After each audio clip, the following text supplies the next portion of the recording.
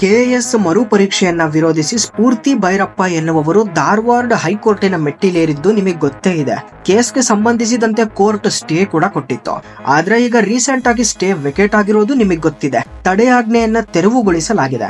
ಆದ್ರೆ ಇಲ್ಲಿ ನನ್ನ ಪ್ರಶ್ನೆ, ತಡೆಯಾಜ್ಞೆಯನ್ನ ತೆರವುಗೊಳಿಸಲು ಅರ್ಜಿದಾರರಾದ ಸ್ಫೂರ್ತಿ ಭೈರಪ್ಪ ಅವರಿಗೆ ಕೆಪಿಎಸ್ಸಿ ನೀಡಿದ ಅನುಕೂಲ ಸಿದ್ಧತೆ ಅಂದ್ರೆ ಏನು?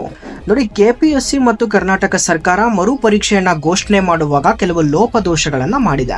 ಮರುಪರೀಕ್ಷೆಯನ್ನ ಘೋಷಣೆ ಮಾಡುವಾಗ ಕೆಲವು ಕಾನೂನಾತ್ಮಕ ಪ್ರಕ್ರಿಯೆಯನ್ನ, ನಿಯಮಗಳನ್ನ ಅನುಸರಿಸಿಲ್ಲ. ಈ ವಿಚಾರವನ್ನ ಸ್ಫೂರ್ತಿ ಭೈರಪ್ಪ ಪರ ವಕೀಲರು ಕೋರ್ಟ್ನ ಗಮನಕ್ಕೆ ತಂದಿದ್ರು.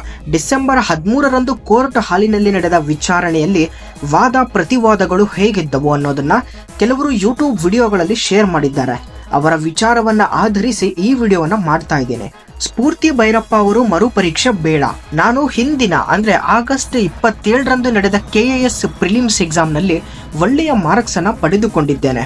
ಹಾಗೆ ಸರ್ಕಾರ ಮರುಪರೀಕ್ಷೆ ಘೋಷಣೆ ಮಾಡುವಾಗ ನಿಯಮಗಳನ್ನ ಪಾಲಿಸಿಲ್ಲ ಅನ್ನೋ ವಾದವನ್ನ ಕೋರ್ಟಿನ ಮುಂದಿಟ್ಟಿದ್ರು.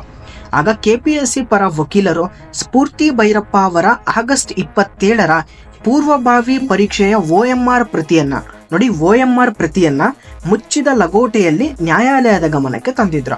ಡಿಸೆಂಬರ್ 29ರಂದು ನಡೆಯುವ ಪೂರ್ವಭಾವಿ ಮರುಪರೀಕ್ಷೆಗೆ ಅರ್ಜಿದಾರರಾದ ಸ್ಫೂರ್ತಿ ಭೈರಪ್ಪನವರು ಹಾಜರಾಗಬಹುದಾಗಿದೆ.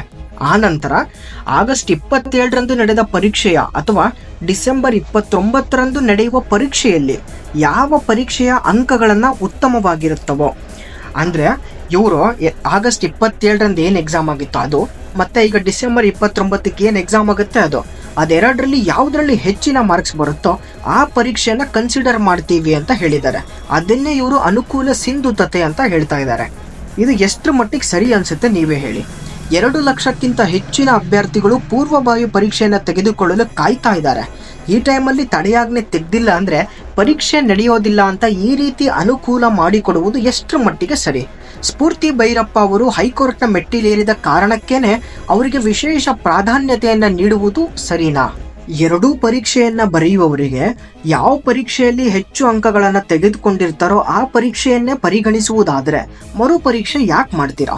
ನಿಮ್ಮ ತಪ್ಪಿನ ಮುಚ್ಚಾಕಿಕೊಳ್ಳೋಕೆ ಸ್ಫೂರ್ತಿ ಭೈರಪ್ಪನವರು ಕೋರ್ಟ್ ಮೆಟ್ಟಿಲೇರಿದ್ರು ಅಂತ ಅವರಿಗೆ ಈ ಅನುಕೂಲತೆ ಮಾಡಿಕೊಟ್ಟಿದ್ದೀರಾ? ಹಾಗಾದ್ರೆ ಬೇರೆ ವಿದ್ಯಾರ್ಥಿಗಳ ಕಥೆ ಏನು? ಈಗ ಅವರು ಕೋರ್ಟ್ ಮೆಟ್ಟಿಲೇರಿದ್ರೆ ಅವರಿಗೂ ಇದೇ ತರ ಅನುಕೂಲ ಮಾಡಿಕೊಡ್ತೀರಾ? ಇದಕ್ಕೆಲ್ಲ ಕೆಪಿಎಸ್ಸಿ ಅವರು ಆದಷ್ಟು ಬೇಗ ಕ್ಲಾರಿಟಿ ಕೊಡಬೇಕು.